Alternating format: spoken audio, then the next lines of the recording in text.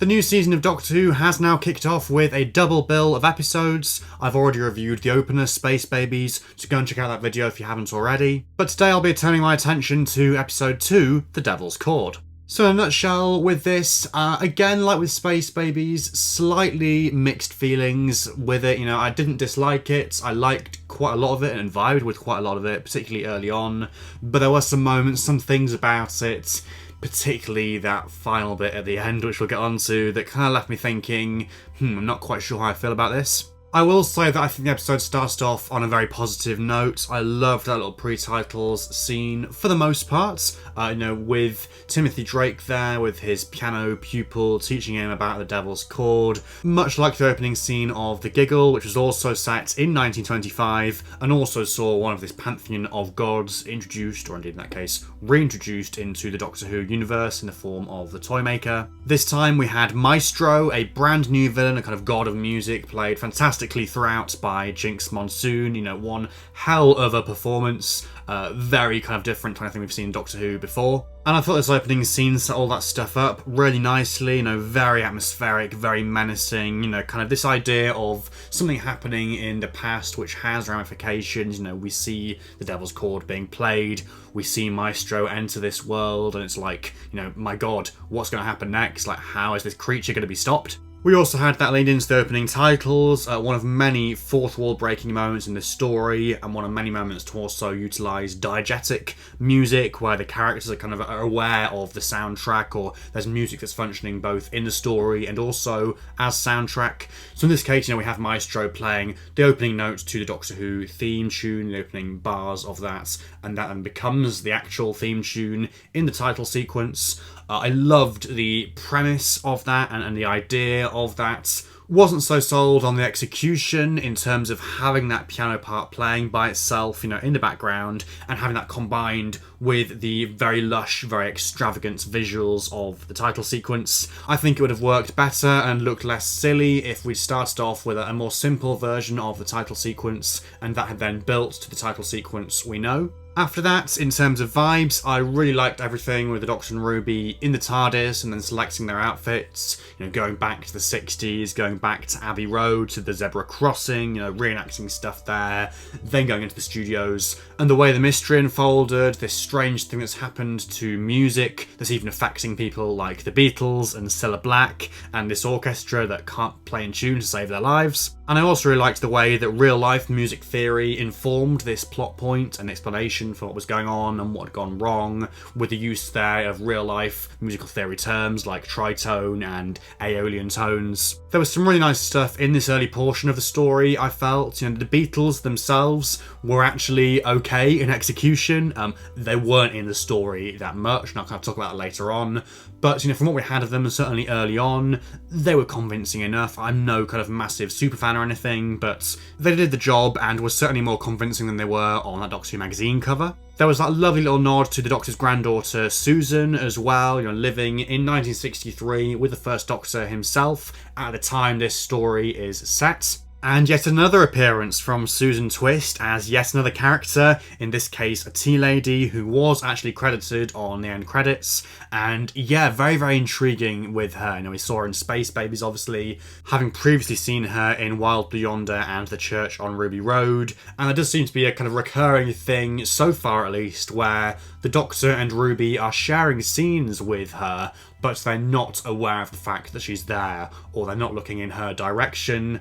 I'm sure that's going to change fairly soon. They're going to start to notice her and start to acknowledge her, and the whole mystery is going to build from there, which is really exciting. I think it was around this point that things started to fall apart for me ever so slightly, beginning with that scene of Ruby on the rooftop, playing her theme on the piano. I love Ruby's theme. We heard it being performed for the first time at concerts last year, the exact same arrangement that actually appears in this story, so this must be where it originated from. But I think in execution, it felt a little bit indulgent, and it felt like it went on for a little bit too long, perhaps.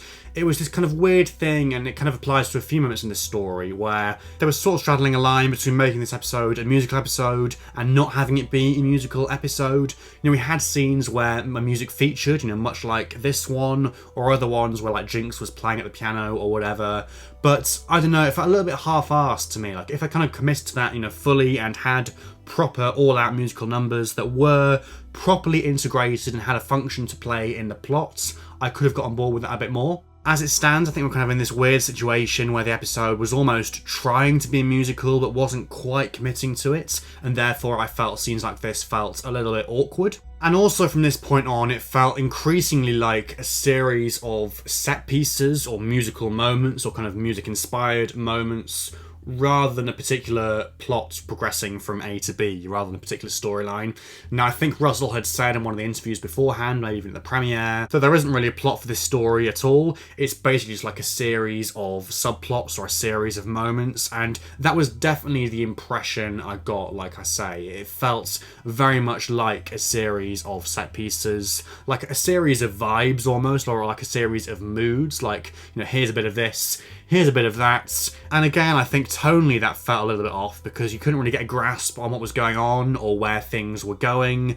Clearly it was an artistic choice and it was a deliberate choice, but I'm not quite sure how well that worked for me. So for instance, as much as I liked that kind of Pyramids of Mars style scene where the Doctor and Ruby go back to 2024, it just felt a little bit random, and everything that kind of came after it felt a little bit random as well. Again, I liked parts of the scene where the Doctor has a showdown with Maestro in that kind of limbo black space. But then after that, we return back to 1963. There's the whole thing with the music off between the Doctor and Maestro, the whole thing with Ruby and with Maestro kind of raising an eyebrow at Ruby and saying like, oh hey, what's going on with you? Like, there's a secret song inside of you, you're a strange creature, or whatever the quote was. It just felt a little bit directionless, a little bit lacking in terms of a plot, like I say, which, isn't necessarily a bad thing, I suppose, but I kind of wanted more from it. I wanted a bit more going on, a bit more direction to it, a bit more kind of progression to it. In the end, much like with Space Babies, it was very simple overall. Like the Doctor and Ruby, go back in time, they find out something is wrong with music and with the Beatles, they meet Maestro, they go back to the present and find it, all devastated like in Pyramids of Mars,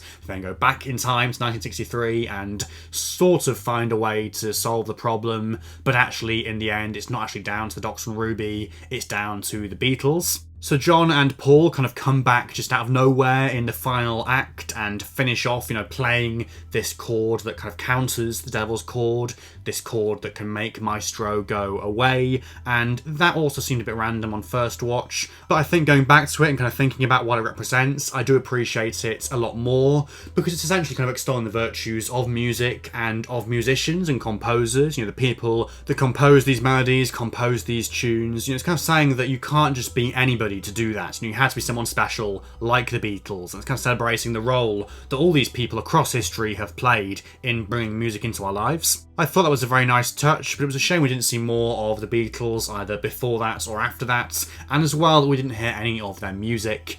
We knew going into this that there wasn't going to be any Beatles music played because of all the costs involved with that and all the licensing issues, but even so it felt a bit strange. It was kind of one of those scenarios where it's like, if you can't do a Beatles episode justice, then maybe don't do it at all. And that brings us to our closing musical number, There's Always a Twist at the End.